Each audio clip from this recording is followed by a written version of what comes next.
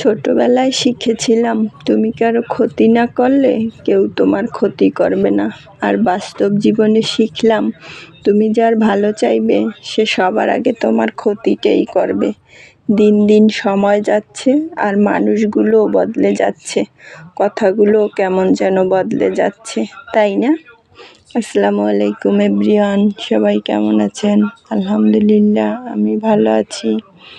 এই তো আজকে আমি মিনার কাপ মাছ রান্না করছি। তো মাছ রান্নার জন্য প্রথমে আমি মাছটা কেটে ধুয়ে পরিষ্কার করে নিয়েছি। তারপরে যে সব রকম মশলা দিয়ে আমি মাছটাকে দিয়ে দিচ্ছি। তো এখন মাছ উল্টে পাল্টে আমি কষিয়ে নেব। তো কষিয়ে নিয়ে পর্যাপ্ত পরিমাণে জল দিয়ে আমি মাছটাকে রান্না করে নেব। তো আপনারা যারা এই ভিডিওটা দেখছেন তারা আমার ভিডিওটা ভালো লাগলে লাইক, কমেন্ট, শেয়ার করবেন আর আমার চ্যানেলটাকে সাবস্ক্রাইব করে দেবেন।